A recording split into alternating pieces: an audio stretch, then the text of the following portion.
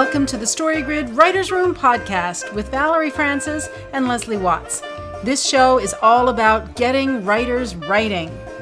There's a story inside of you that's trying to get out, and even though you love this stuff, sometimes it feels like you're banging your head against the wall. Well, the Story Grid method is like a decoder ring, and it will help you crack any story you can dream up. The hardest part is knowing where to start, but that's what we're here for. We've been where you are now, and we can help. Here on the show, we'll give you a practical approach to the Story Grid method so that you can put it to work. If you want to crack the story code, roll up your sleeves, and let's get started.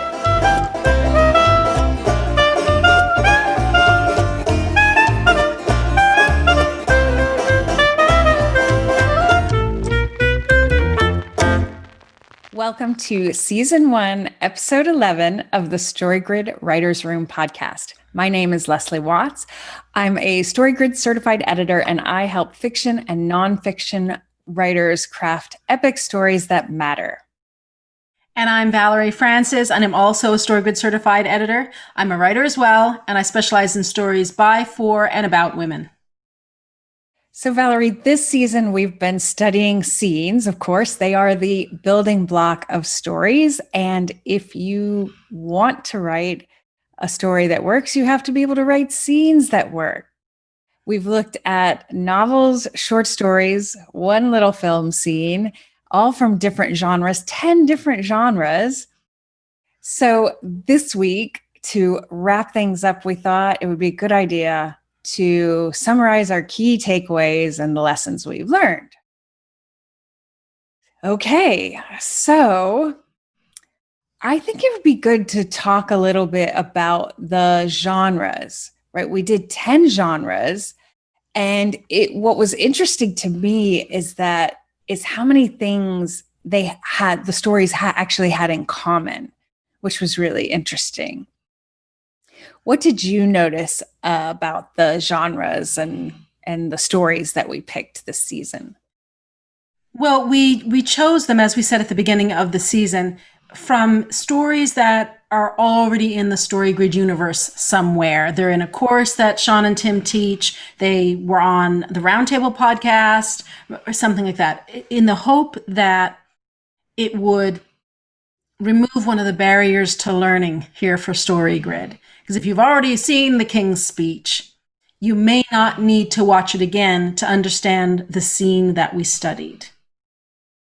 So the more I study story, Leslie, in all its forms, whether it's film or television or novels or in a song, or lately I've been paying more attention to comedy because I've heard Jerry Seinfeld's comments about how he creates his act, and he uses the same language that we're using. He's talking about exactly the same things that we're talking about, but he's applying it to a joke, which is probably more like poetry, I'm guessing. Well, I'm certainly not an expert in poetry, and I really am not an expert in comedy. But it sounds to me like it might be the same thing because a lot has got to happen with very few words. So the more I study story across genre, the more I'm amazed I am at how there's really a few basic concepts that make a story work. And then what you have to learn is how to make a particular medium sing. Like how do you apply these things to prose versus film or music or comedy? What do you think? Yeah, I think that definitely stories, there's a story foundation, and then the medium gives you other conventions, let's say, that you need to observe. And of course, you need to study deeply within your medium, or of course we talk about studying deeply within your genre, but then of course you want to look at other mediums, other genres. We do talk a lot about reading deeply and widely.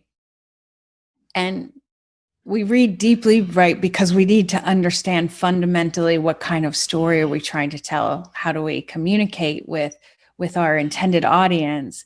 But then we read widely and consume, I should say, widely, because it helps us innovate. It helps us see the ways you can do things the same but different.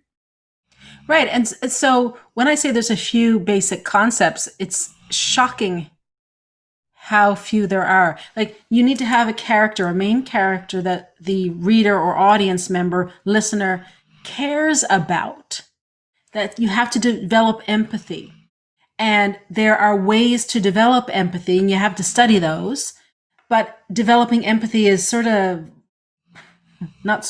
is key. Having clearly defined objects of desire. Aaron Sorkin calls it intention and obstacle. And when he first said that, I didn't have a clue what he was talking about. Now I understand. He's talking about the intention is, what does the character want? The obstacle is, what is keeping the character from getting that thing that they want?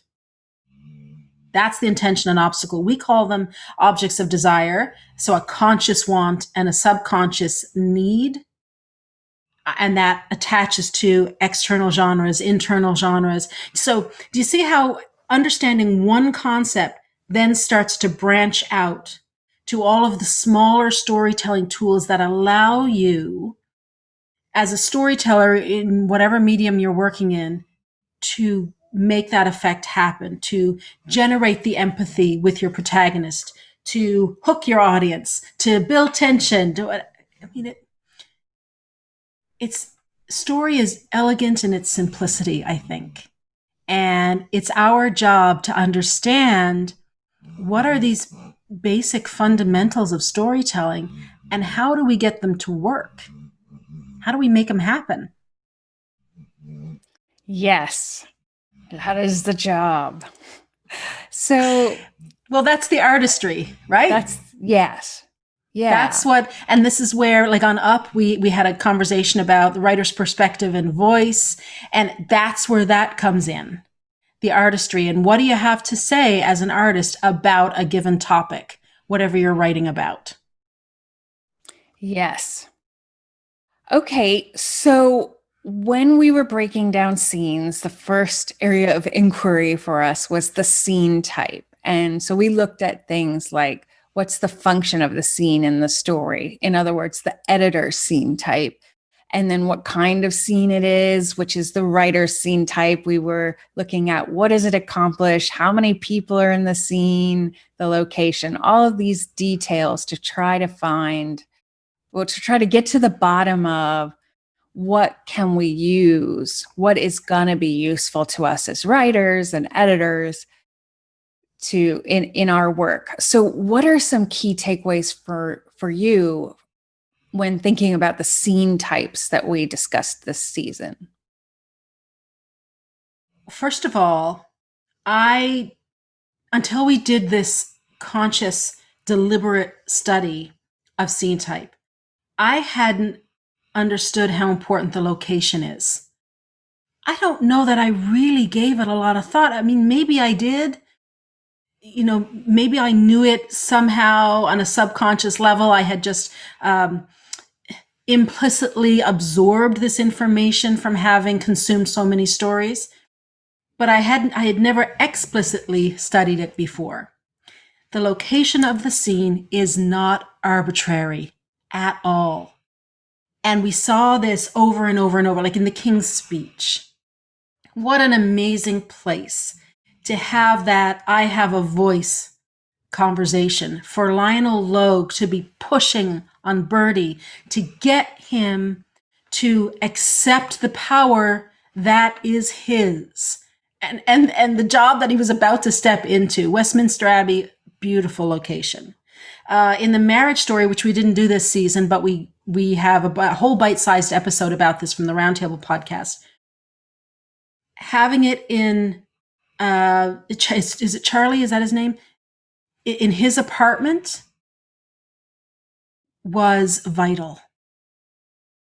because he had no power at all. So giving him home court advantage was the only way that that argument was even going to have a chance of being even. I mean, otherwise Nicole was just going to steamroll the guy because she had all the power.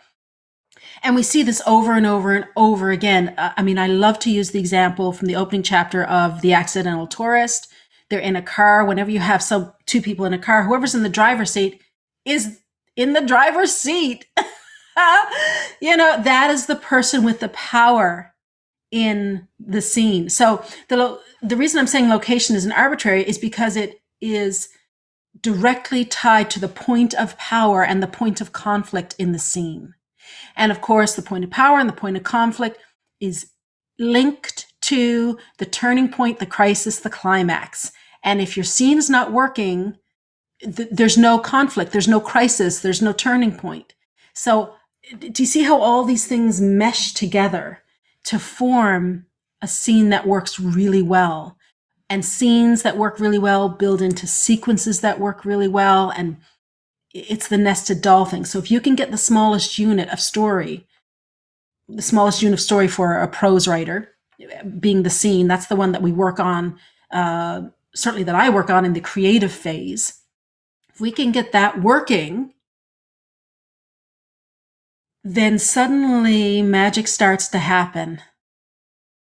This is the type of stuff that, in my opinion, this is the kind of knowledge of the craft that, in my opinion, takes a book from, yeah, it was all right, it was pretty good, I guess, to, oh my God, you have to read it. A story from, yeah, I bought it, I may or may not have finished it, to a story that is read over and over and over throughout the years. Books that I read when I was 17, my daughter now at 17 is reading, not because I told her to read them, but because they're still out there, they're still being loved and still being enjoyed because of this type of attention to detail. This is where, as a writer, when I see someone who is writing beautifully, when you can see the craft at work, oh, it's a good thing. It also means you can see when the craft is really not working. That's the downside to this job, but that's okay. I will take it because the upside is so amazing. I just finished Magpie Murders, Anthony Horowitz. I can see what he's doing there. And even though I can see the craft happening, it doesn't matter. It just made me love the book more. It makes me respect Anthony Horowitz more. Anyway, I think that's all I have to say about that. Well, that's great. I think that's a really important point. Both of them, the location and the conflict and how they're connected. One of the things that I noticed this season that I hadn't really picked up on, I think it was emerging, but hadn't quite gotten there, is that writers' scene types can be applied to different units of story. So that's, on one level, we see Sean talks about beat types in the Ground Your Craft course. So we've got these little beats within scenes, and you can have scenes based on them. But what I recognized is that you can have, let's take, for example, a chase scene like we had in Harry Potter and the Half-Blood Prince. You could have a chase beat that involves flirtatious behavior between lovers, right? You could have, of course, the chase scene like we see in the Harry Potter story.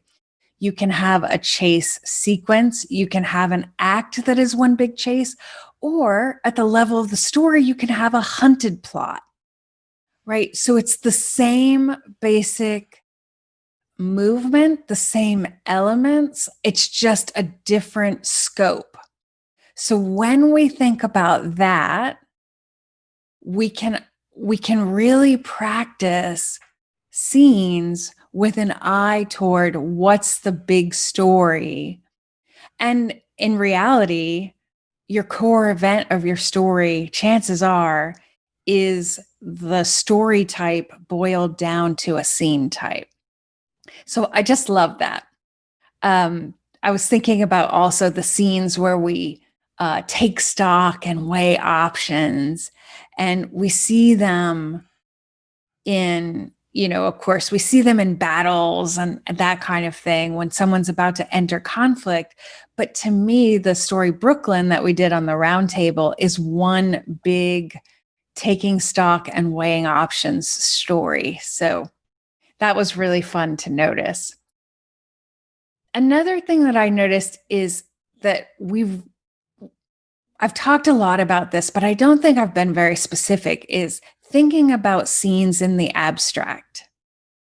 And this is just another way of like changing the scope, changing the vantage point from which you are looking at the action that's happening and what it means.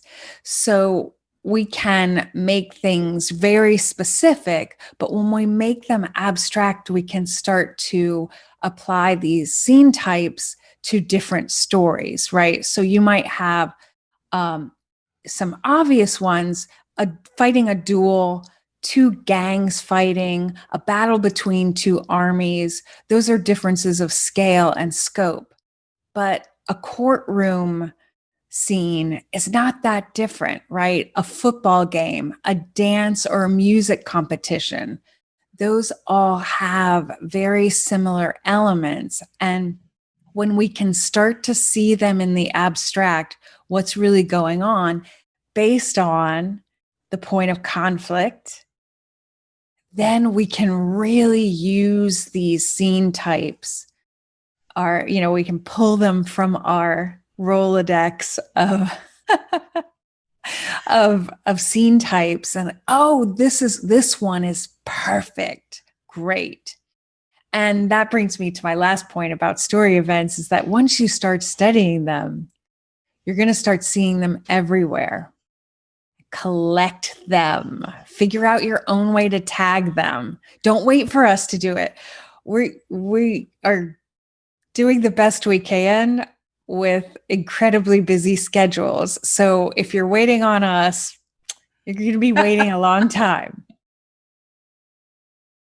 But, when I think about all the scenes we've analyzed, Valerie, 3 editor trainings, we have the guild sprints that Sean did earlier this year. There's a guild scene every month that is analyzed, the scenes we've done on the podcast, all the masterworks we've studied outside of our official, presentation. That's a lot of scenes. And probably if you're listening to this, you've got a lot of scenes in your mind too. Get those down in a way that you can access them so that you can use it. They will help you when you get stuck, when you need to execute the editor scene type, like one of the spinal scenes or an obligatory moment. So don't wait for us. Do it for yourself. And Leslie, there isn't an unlimited number of editor scene types. There isn't. There's a handful of them. They're all very important. You need to know what they are and how to use them and where to use them. My theory is that there aren't a lot of writer scene types either. I don't think there's an infinite number of them. I think this is my hypothesis, and I'm going to continue to study this to see if my hypothesis is true or not. But I think we can come up with some big categories of them that probably aren't that many of them. And then we might see variations on this type. Like, I mentioned Ann Tyler and the opening scene of The Accidental Tourist, where Macon and Sarah are driving in a car. Well, that's just what you said. That's at the scene level, but you can make that a sequence. You can make that the whole story. How many films have we watched where it's Thelma and Louise? They're in a car. They're driving. And if you notice in Thelma and Louise, they're taking turns driving the car because they're a team. One of them is not dominant over the other. That is not a fluke, right? So this is so exciting. I love it when this happens. I'm such a story nerd. But this is the artistry. This is what I'm talking about. That it's not an infinite number of things that you have to learn. Sometimes it feels like that. I'm the first one to say that. When I started in this business, every time I tried something new or I had a question, it felt like there was this tsunami of information coming at me. And I thought, I just want to write a story. That's all I want to do. I want to just be in my office, just working away and writing down the stories that are in my head. Like, holy Hannah, this is nuts. But after you've been at it a while, like when you're learning it originally, it's all just one little rule here or one little tidbit here, and there doesn't seem to be any connection between any of them. But after a while, you start to see, oh, those two things that I learned separately, oh, they're the same thing. They're just applied differently because they came from two different genres, but it's the same thing. Right? And your whole knowledge of story becomes deeper and wider and richer, and it becomes a lot less confusing. So if you're kind of overwhelmed with all the theory coming at you, take heart, stay with it. It gets easier. The more you do, the clearer it becomes in your mind. Definitely, definitely. We need those encouraging words because sometimes we feel like we're stuck in the muck, right? We too feel stuck in the muck. So take heart and just keep going. So after the scene type questions, we looked at the story event questions, and I love how these have evolved over time. To be more specific. And now Sean is linking them to his notion of we've got 3 levels of story. And I'm not going to go into all of that here, but just the basics, the literal, what the characters are literally doing is connected to, what they're physically doing. What they're doing with their hands, as you would say, Valerie. Right. That's what's happening externally. What we've talked about as essential action, or we now call the essential tactic, is really they're enacting or bringing forth what their worldview, right? They're applying their worldview to the situation at hand. And that's what that question is about. And then the third, the value shift, right, is all about the heroic journey and where are we in Maslow's hierarchy. And of course, the fourth one brings it all together. And it can feel like a make work project, right? To craft that story event statement, right? With all 3 parts. But what I love about it is in its simplicity, we get the action, the conflict between worldviews, and the change in the scene. So if we can get good at that, we can, somebody recently said, it's like the log line of a story. That was me. Oh, that was you. It's brilliant, Valerie. It's brilliant. Thank you. That idea, right? That the story event is like the log line of the story. So again, we're thinking in levels. We've got all these levels, and it's the same concepts apply. So yes. And then the other thing I would say about the story event questions is that they help us get beyond scenes as activity or a series of interesting things happening. because scenes really need to be about more than that. And this helps us get to the bottom of it. Okay, Valerie, what did you learn about story events this season by applying these questions? Story event is one of the things that really confounded me for a long time. Even though I was naturally working all around it, like when I first discovered StoryGrid, this is before I could even, I couldn't even cope with the spreadsheet when initially. I just couldn't. I didn't know what the thing was. And if I'm being honest, I kind of looked at it and thought, well, that's for real writers. Because I looked at Sean's biography and the people that he's worked with, the laundry list of A-list writers that he was working with. And I thought, well, that kind of stuff is for them, the real writers, and it's just me sitting out here on a rock in the middle of the North Atlantic. And I just didn't have the skill yet as a writer to understand what any of the stuff on the spreadsheet was for. That said, as I was writing the novel I was working on at the time, I was tracking literal action, essential action, and value shift without understanding what those things were. Intuitively, I guess because I just read so many books and watched so many movies, and I've been writing for 20, 25 years, I needed to know those things, and I didn't know how to articulate them. So I remember when we did the love story workshop in February 2017, and Sean taught us these 4 questions, a huge light bulb went off. I said, oh, this is the thing I've been trying to understand.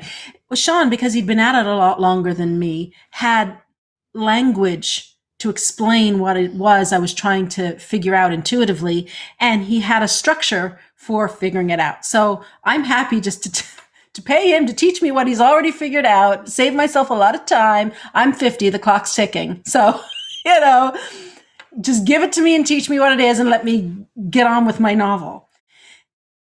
These 4 questions, on one hand, can seem completely overwhelming. And this is what I was getting back to what I was saying a minute ago. Remember, it's actually a lot more simple than it appears. We have different iterations of these 4 questions because we're refining as we go and as we apply and as we learn to teach this material. But all you're trying to do really is figure out, track what is happening in that scene within the context of the story. How is that scene moving the global story forward? That, in its most basic form, is what the story event is. And unless you're planning on submitting to StoryGrid Publishing, you can write your story event as quickly or as in-depth as you need to write it, because this is a tool for you. So, like, for example, I used to start with, the coffee shop scene, and then I would go on and write that and go on to, several other scenes. And then when I came back and looked at the coffee shop scene, that wasn't enough to tell me who was in that scene. Why are they in what is happening in that scene? So it'd be, I graduated to the coffee shop scene where a boy and girl break up. Right? That would, okay, now I know what what all that is about. That's what your story, at a really basic level, that's a story event. So if using these 4 questions helps you figure out what your story event is, awesome, articulate it in the way that you need to articulate it to help you write your novel. Don't get caught up in the story grid language. Yes. We always want to apply the tools in a way that works for us, in a way that has meaning for us. So it's really important that's why I say, collect your own scenes, right? Make it work for you. Okay, the five commandments of storytelling. Of course, we do these. And the cool thing that I have, picked up on, I don't know when this crystallized, but the idea that the five commandments of storytelling at the scene level are the way we dramatize the story event. It's like, how, okay, I need this story event for my story. So, how on earth am I going to do that? Well, this is how you do it, right? And of course, incidentally, it's not incidentally, it's all part of the plan. That it's true of other story event or other story units as well, right? The global five commandments are the way we dramatize the controlling idea of the story. And this insight has been so useful because when we started, it felt like we're just filling this in, right? Because We get, Sean told us to. We're not sure what we're doing. Just Sean said do it, so we're doing it. Yep. yeah, you're kind of like, I don't know what the point is, but what he says kind of makes sense to me. And he says he does this, so I'm going to try it too. And then you start to see how everything is connected and how it makes sense and how it actually helps us write and edit. And that's just, it's a beautiful thing. Leslie, you're absolutely right. But what the Five Commandments also does is allow us to dramatize character development. Because really, characters aren't developed, they're revealed. And they're revealed through their action under pressure. Now, what is action under pressure? That's the climactic decision that comes following a crisis question that has arisen because of a turning point. Ta-da! So don't tell us that Jane is upset. Show us that Jane is upset because the trigger will be the turning point. Her crisis is, am I going to lash out and give this person a piece of my mind, or am I going to smile and am I going to hold it in? Because what's at stake? Which of these actions is going to get me closer to the thing that I want? Because I could lash out at this person now, but that means any chance of getting what I want, my object of desire, evaporates and I'm in big trouble. Also, your story's over. so, so you might want her for some reason to grit her teeth and get through it. And that is her climactic action. But you dramatize that, right? So when you get through the scene or the whichever unit of story you're talking about, because of course the Five Commandments are in every unit of story, we've learned something about Jane.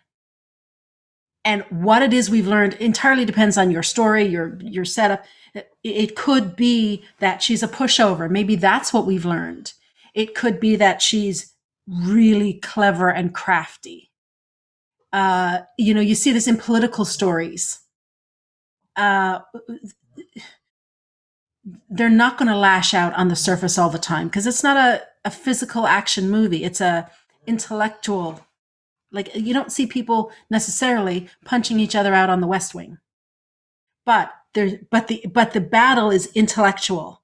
So their on the surface action. This gets back to our story event questions that we just talked about. The on the surface action is to smile and nod. The that's the literal action. Sorry, the essential action is to plot revenge or give the other person a false sense of security and make them think that you're backing down. But the audience knows that's not really how. Claire Underwood, how often, she's a creepy character, boy. Whew. How often does Claire Underwood smile very nicely at the person she is about to slice in half? Right? Yes. And that's, I mean, the first just watch the first season of House of Cards. Her character, she just gives you chills. And because that's actually a really good study in literal and essential action, Claire Underwood. And of course, Robin Wright's amazing. So that's all I have to say about that, I think. Don't give me an open mic because I'll never shut up. You got to keep me moving along here, Leslie. Okay. Well, so if you had to boil this down, this whole season, distill it down to one big takeaway for writers when it comes to writing scenes, what would you say, Valerie? All this story theory is great, and obviously I find it fascinating, but it can also be really overwhelming. Don't allow it to overwhelm you. If you're, fairly new to this, and to this I mean studying the craft, you could have written 10 novels already, but you haven't sat down to really pull it apart. You were writing intuitively and now you want to level up somehow. So if you're relatively new to this and it feels like you feel like I did, like there's a tsunami of information coming at you, just make it simple for yourself. Focus on the 5 commandments of storytelling at the scene level. Don't worry about anything else. Just focus on that. Get those working at the scene level. And when you feel that you've achieved a certain level of proficiency, then you can come back and start. You can listen to these episodes again. We've got 100 and how many episodes? I've lost count. We're probably getting close to 200. Go back and listen to them again and then layer in a new thing. And just take your time and learn one thing at a time. But start with the 5 commandments of storytelling at the scene level. That's great advice. I'm going to complicate things. So we have a lot of questions already, but what I would add is to make note of point of view and narrative device or type, within the scene analysis. I was so struck this season by the details in every scene we analyzed. And where do those come from? How do the writers make those decisions that are so powerful that it's the subtext created with actual words on the page, right? Well, when you truly understand narrative vantage point within the scene, you get new insights about how the writer put it together, and we can apply that to our own stories. So at bottom, we're studying these masterwork scenes to understand the decisions that the skilled writers are making and the effects that those choices create. So narrative vantage point is a really important part of that, and I would add it to our analysis.